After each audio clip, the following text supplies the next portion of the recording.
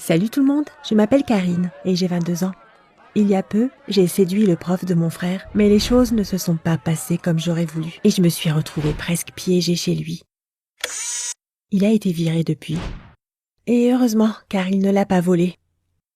À partir du moment où je suis entrée à la fac, j'ai eu une vie géniale. J'avais tout. Des amis, des soirées, des petits copains, encore des soirées, toujours des soirées. J'ai parlé des soirées et mes cours, bien sûr. En résumé, c'était la meilleure période de ma vie.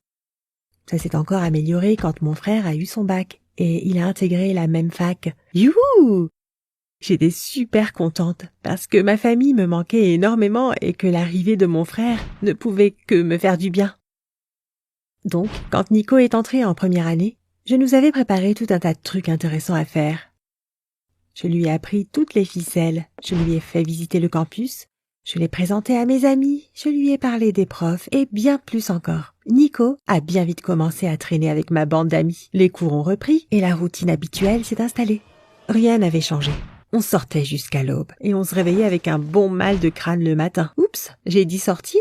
Je voulais dire travailler, bien sûr. Travailler. Mais je n'aurais pas d'histoire à raconter s'il ne m'était pas arrivé une chose très étrange. Un jour, Nico m'a demandé de l'aide. Il avait des soucis en biologie. Enfin, pas avec la matière elle-même, mais plutôt avec le prof qui donnait ce cours. Ah, je me souvenais très bien de Monsieur Jacobson. Il était aussi jeune qu'intelligent. Quand il avait été mon prof de biologie à l'époque, j'avais entendu des rumeurs selon lesquelles il draguait certaines de mes camarades. Bref, mon frère s'était pris la tête avec lui, une ou deux fois. De sorte qu'à présent, Monsieur Jacobson le traitait vraiment mal et cherchait constamment à le pousser à bout. Nico avait déjà raté plusieurs partiels et il ne fallait pas que ça continue comme ça. Je m'en sortais bien en biologie, alors je l'ai fait réviser pour le contrôle suivant. On a passé la semaine entière à revoir ses cours et j'étais sûre qu'il allait avoir 20. Alors quelle ne fut pas ma surprise quand j'ai appris qu'il avait encore eu 3. Et le pire, c'est que cela avait tellement énervé Nico qu'il s'était carrément engueulé avec le prof. Dans sa fureur, Monsieur Jacobson avait fini par lui promettre qu'il ne réussirait pas son semestre et qu'il serait viré de la fac. J'ai donc décidé d'aller lui parler, pour tenter de le convaincre de changer de comportement envers mon frère. Je suis allée le voir dans son bureau le lendemain, j'étais assez sociable et j'ai décidé de le mettre à l'aise en abordant des sujets légers. Et je n'ai même pas remarqué que notre conversation s'était transformée en petit flirt. Comment dire ? Il avait l'air vraiment sympa et, pendant un instant, j'en ai presque oublié pourquoi j'étais venue le voir à la base. Il a fini par me proposer qu'on aille se promener dans la soirée. J'ai compris que j'avais perdu le contrôle de la discussion et je lui ai dit que je devais y réfléchir. Dès que je suis sortie de son bureau, j'ai couru tout raconter à mon frère. Bizarrement, il était satisfait de la situation et il voulait que je sorte avec Monsieur Jacobson. Après tout, il ne pourrait pas refuser une faveur à sa copine, n'est-ce pas ? On a élaboré un plan. Je devais accepter quelques rendez-vous avec lui, puis lui suggérer petit à petit de donner de meilleures notes à mon frère. J'ai rejoint Monsieur Jacobson dans la soirée. Et je dois avouer que je ne me suis jamais sentie aussi mal à l'aise. C'était trop bizarre. Une fille de 22 ans avec un homme de 35 ans. Mais il était très gentil, un vrai gentleman. Au fait, il m'a même demandé de l'appeler Greg. Après quelques soirées, j'ai commencé à parler du problème de mon frère. Étonnamment, Greg a réagi plutôt calmement. Il m'a dit qu'étant donné qu'on sortait ensemble, il ne voyait pas d'inconvénient à m'aider. Notre plan fonctionnait et la semaine suivante, mon frère a eu 20 à son partiel. Et M. Jacobson lui a même proposé de lui donner des conseils après le cours pour qu'il s'améliore encore. J'aurais dû être heureuse, mais j'avais le sentiment d'être un peu piégée. Les notes de mon frère dépendaient de l'humeur de Greg. Et l'humeur de Greg dépendait de moi. À présent, j'étais obligée de continuer à sortir avec lui pour que mon frère ne soit pas renvoyé. Mais c'était de plus en plus dur à chaque fois, car je commençais à percevoir sa vraie nature.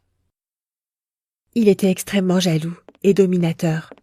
Greg m'envoyait sans arrêt des messages et n'arrêtait pas de m'appeler pour savoir où j'étais ou ce que je faisais. Il voulait aussi que j'arrête d'aller faire la fête et de traîner avec d'autres garçons. Une fois, j'étais dans un couloir avec mes camarades de classe et on préparait une surprise pour l'anniversaire d'un ami. Greg m'a vu avec eux. Il est venu nous voir et il m'a demandé de le suivre dans son bureau. Je pensais qu'on allait parler calmement, mais il a commencé à me crier dessus parce que je traînais avec d'autres garçons. Je lui ai dit qu'il n'avait pas à être jaloux parce qu'on préparait juste une soirée d'anniversaire. Mais ça ne l'a pas apaisé. Et il m'a interdit de continuer à les voir. Enfin, c'était complètement idiot. Mais je ne voulais pas céder à sa jalousie débile. Et je suis allée à cette fameuse soirée d'anniversaire. Malheureusement, ça a déclenché une autre dispute. Après la soirée, j'ai quasiment dormi jusqu'à midi. Je me sentais super mal et j'avais l'impression que ma tête allait exploser. J'ai attrapé mon téléphone et à peine allumé, il a sonné dans tous les sens. J'avais 1 million de messages de Greg et presque 20 appels manqués. Je n'osais même pas lire ces messages. À peine une seconde plus tard, le téléphone a sonné. C'était Greg, bien sûr, et il s'est mis à me crier dessus comme un fou furieux. En fait, il avait espionné les stories Instagram de tous mes copains de classe qui étaient à la soirée, et il m'avait vu dessus. Ça le rendait dingue que j'y sois allée malgré son interdiction. Je ne savais vraiment pas ce qui n'allait pas chez lui. C'était un vrai cinglé. Et il m'avait observé sur Instagram toute la nuit. Je n'étais pas sûre de pouvoir supporter ce fou encore longtemps. Certes, je l'avais fait pour aider mon frère, mais à quel prix? Mais après ce qui s'est passé ensuite, j'ai vraiment décidé de tout arrêter. Je faisais semblant de sortir avec lui depuis déjà 1 mois, et Greg en voulait toujours plus.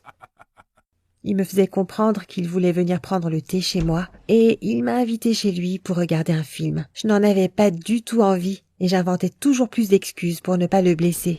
Un jour, Greg m'a envoyé un message pour dire qu'il était malade et qu'il se sentait très mal. Il m'a demandé de passer lui prendre des médicaments à la pharmacie. Je n'y voyais aucun mal, et quelques heures plus tard, j'étais devant chez lui. Mais ce qui s'est passé dans la maison m'a traumatisée. J'ai découvert que Greg n'était pas du tout malade et qu'il m'avait menti pour m'attirer chez lui. À peine entré, il a commencé à me harceler et à essayer de m'embrasser. Évidemment, je l'ai tout de suite repoussé, mais ça l'a énervé et on a recommencé à se disputer. Il en avait marre de faire autant d'efforts, de s'investir dans notre relation, d'aider mon frère, alors que je ne faisais que me servir de lui. Mais les partiels de mon frère étaient encore dans 1 mois, et je ne pouvais pas abandonner tout de suite, ou tous mes efforts auraient été vains. J'ai donc promis à Greg que je serais bientôt prête et qu'il aurait ce qu'il voulait. Je n'avais aucune envie d'aller au lit avec lui, bien sûr, mais j'avais besoin de gagner du temps pour inventer un nouveau plan.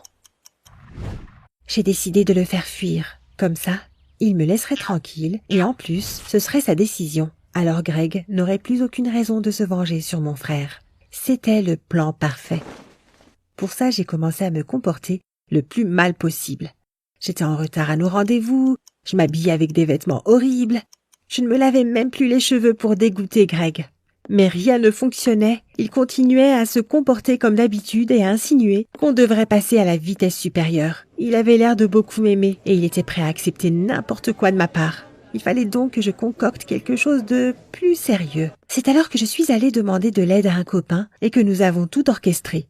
Une fois, je savais que Greg devait bientôt sortir du campus, alors j'ai demandé à mon ami de me rejoindre à l'entrée. On est resté près de sa voiture, comme s'il venait me chercher à la fac. Et dès que j'ai vu Greg au loin, on a commencé à s'embrasser.